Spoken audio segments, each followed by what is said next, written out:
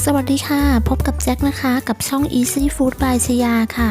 วันนี้มาชวนทุกคนทำเค้กมะพร้าวอ่อนค่ะเค้กมะพร้าวอ่อนสูตรนี้เป็นสูตรเค้กชิฟฟ่อนนะคะสลับชั้นกับวิปปิ้งครีมและซอสมะพร้าวอ่อนรสชาติหอมละมุนและหวานน้อยนะคะไปเริ่มทำกันเลยค่ะวัตถุดิบของเรามีดังนี้ค่ะไข่ไก่เบอร์2นะคะจำนวน4ฟองแป้งเค้กน้ำมันพืชเนื้อมะพร้าวน้ำมะพร้าวค่ะนมสดผงฟูเกลือน้ำตาลทรายสำหรับผสมในไข่ขาวและครีมออฟทาทาค่ะวันนี้เราจะอบในพิมพ์ถาดสี่เหลี่ยมนะคะเป็นขนาด7x7 นิ้วค่ะปูกระดาษไขให้เรียบร้อยเลยนะคะเริ่มแรกนะคะเราจะนำเนื้อมะพร้าวค่ะมาปั่นรวมกับน้ำมะพร้าวและนมสดนะคะ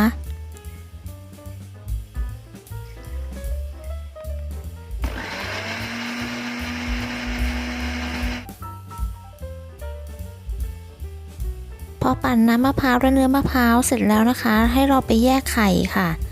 ให้เราแยกไข่แดงและไข่ขาวออกจากกันนะคะเราใช้เป็นไข่ไก่เบอร์2นะคะจำนวน4ฟองค่ะหลังจากแยกไข่แดงและไข่ขาวเสร็จแล้วเดี๋ยวเราจะมาทำส่วนผสมของไข่แดงกันก่อนค่ะใส่น้ำตาลลงไปในไข่แดงค่ะตามด้วยมะพร้าวปั่นที่เราปั่นทิ้งไว้เมื่อสักครู่นะคะและน้ำมันพืชค่ะจากนั้นคนส่วนผสมให้เข้ากันค่ะใช้ตะกร้อมือคนส่วนผสมให้เข้ากันนะคะพอคนส่วนผสมเข้ากันดีแล้วเดี๋ยวเราจะใส่ส่วนผสมของแห้งค่ะมีแป้งเค้กค่ะผงฟูค่ะและเกลือค่ะร่อนส่วนผสมของแห้งนะคะลงไปบนส่วนผสมของไข่แดงค่ะจากนั้นใช้ตะกร้อมือค่ะคนส่วนผสมให้เข้ากันนะคะคนส่วนผสมของแป้งและไข่แดงให้เนียนเป็นเนื้อเดียวกันจนไม่เหลือเม็ดแป้งนะคะพอคนส่วนผสมเข้ากันดีแล้วให้เราพักส่วนผสมนี้ไว้ค่ะจากนั้นเราไปตีไข่ขาวต่อค่ะ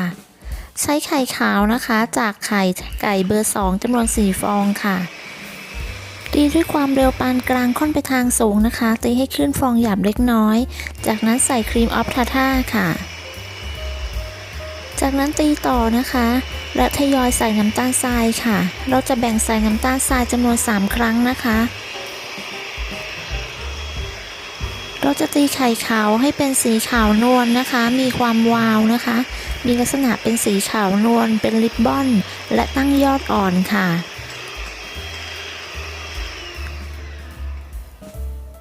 เมื่อไข่ขาวตั้งยอดดีแล้วเราจะตีต่อด้วยความเร็วต่ำ30 วินะคะเพื่อตัดอากาศค่ะจากนั้นค่ะก็ให้เรานำไข่ขาวที่เราตีได้นะคะไปผสมกับส่วนผสมของไข่แดงที่เราทำไว้นะคะ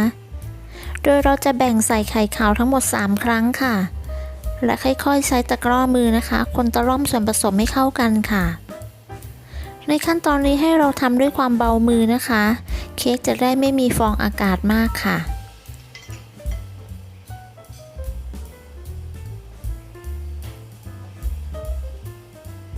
พอคนส่วนผสมเข้ากันดีแล้วเราก็นำไปใส่พิมพ์เค้กได้เลยค่ะ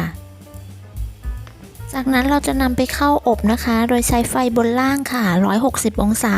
ใช้เวลา 30-35 นาทีนะคะก่อนเข้าอบให้กระแทกกับโต๊ะ 2-3 ครั้งเพื่อไล่อากาศค่ะพอเค้กสุกออกมาแล้วนะคะเราก็จะเคาะกับโต๊ะ 2-3 ครั้งเพื่อให้เค้กเซตตัวค่ะแล้วก็พักไว้บนตะแกรงให้เค้กเย็นนะคะระหว่างที่รอให้เค้กเย็นเราก็จะไปทำซอสมะพร้าวกันค่ะส่วนผสมก็จะมีวิปปิ้งครีมค่ะน้ำมะพร้าวค่ะนมสดค่ะแป้งกวนไส้และน้ำตาลไอซิ่งค่ะ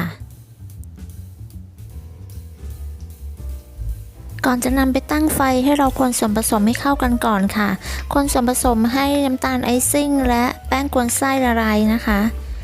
จากนั้นค่ะก็นำไปตั้งไฟนะคะโดยเราจะใช้เป็นไฟอ่อนค่ะ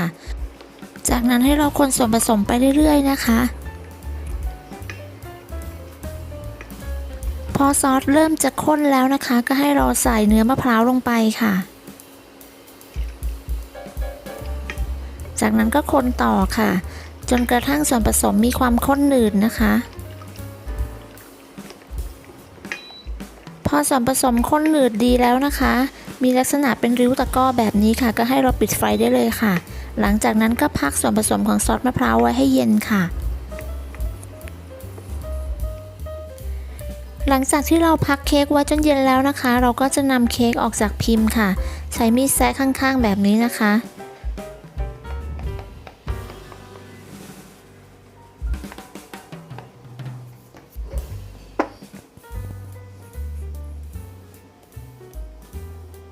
พอนำเค้กออกจากพิมพ์แล้วเดี๋ยวเราจะมาสไลด์เค้กกันค่ะวันนี้เราจะสไลด์เค้กออกเป็น3ชั้นนะคะ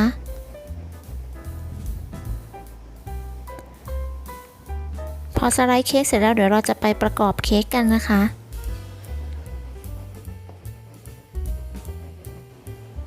หน้าเค้กด้านบนที่มีสีเข้มและมีความไม่เสมอกันเราจะตัดทิ้งค่ะก็จะได้เป็นเค้กทั้งหมด3ชิ้นแบบนี้ค่ะระหว่างนี้เราไปตีวิปปิ้งครีมกันค่ะใส่น้ำตาลไอซิ่งลงไปในวิปปิ้งครีมนะคะแล้วก็ตีด้วยความเร็วสูงค่ะถ้าเพื่อนๆใช้วิปปิ้งครีมที่มีความหวานอยู่แล้วอาจจะไม่ใส่น้ำตาลไอซิ่งก็ได้นะคะตีวิปปิ้งครีมไม่ขึ้นฟู2เท่านะคะแบบนี้ค่ะเสร็จแล้วจะนำวิปปิ้งครีมไปใส่ถุงบีบค่ะใส่ถุงบีบในปริมาณที่เราจับถนัดมือนะคะแล้วก็ใช้กรรไกรตัดปลายถุงค่ะจากนั้นค่ะเราจะไปประกอบเค้กกันเลยค่ะบีบวิปปิ้งครีมลงไปบนเค้กชั้นที่1นะคะจะใช้วิธีนี้นะคะเพื่อความสะดวกค่ะถ้าเพื่อนๆจะใช้วิธีการตักลงไปแล้วก็ใช้สปาตูล่าปาดก็ได้นะคะแล้วแต่ความถนัดของแต่ละท่านค่ะพอบีบเสร็จแล้วก็ใช้ที่ปาดเค้กค่ะปาดวิปปิ้งครีมให้เรียบแบบนี้ค่ะ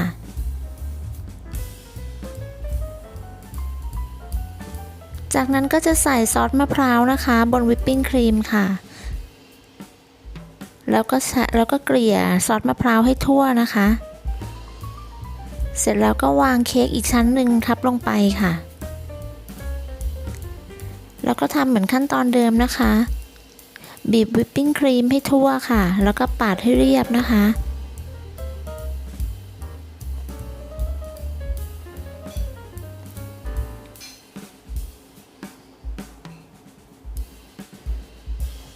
เสร็จแล้วก็ใส่ซอสมะพร้าวอีกชั้นหนึ่งค่ะซอสมะพร้าวสูตรนี้ไม่หวานนะคะถ้าเพื่อนๆชอบหวานก็สามารถเพิ่มน้ำตาลไอซิ่งลงไปได้อีกค่ะจากนั้นก็วางเค้กแผ่นสุดท้ายทับไว้ด้านบนค่ะแล้วก็บีบวิปปิ้งครีมทับอีกครั้งหนึ่งนะคะแล้วก็ปาดให้เรียบค่ะ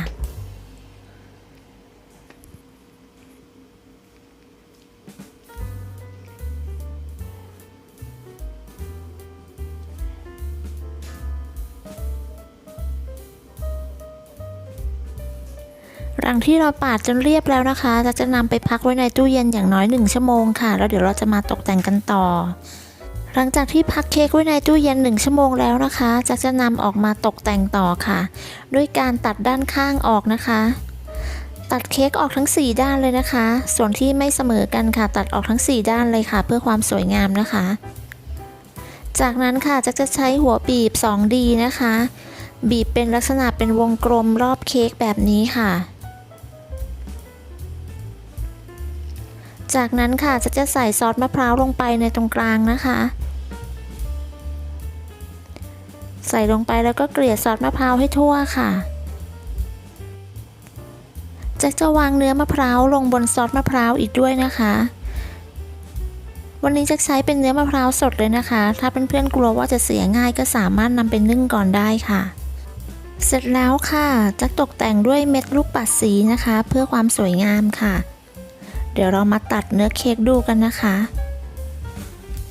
แนะนำเพื่อนๆนะคะถ้าหากว่าอยากตัดเค้กออกมาให้คมสวยนะคะให้นำมีดค่ะไปจุ่มในน้ำร้อนนะคะแล้วก็ซับด้วยผ้าสะอาดๆค่ะแล้วก็นำมาตัดเค้กนะคะเค้กของเราก็จะมีความคมสวยค่ะ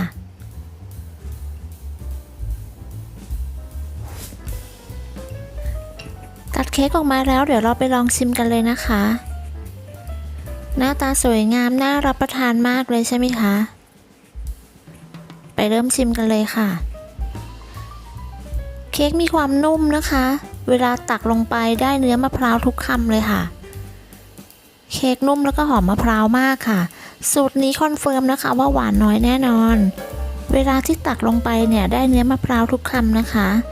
รับรองว่าถูกใจคนชอบเค้กมะพร้าวแน่นอนค่ะขอบคุณสำหรับการติดตามรับชมคลิปนี้นะคะถ้าเพื่อนๆดูจบแล้วก็อย่าลืมไปลองทำกันดูนะคะสำหรับใครที่ยังไม่ได้กดติดตาม Easy Food by ชยาก็อย่าลืมกดติดตามกดไลค์กดแชร์เพื่อเป็นกำลังใจให้กันด้วยนะคะสำหรับวันนี้ต้องลาไปก่อนค่ะสวัสดีค่ะ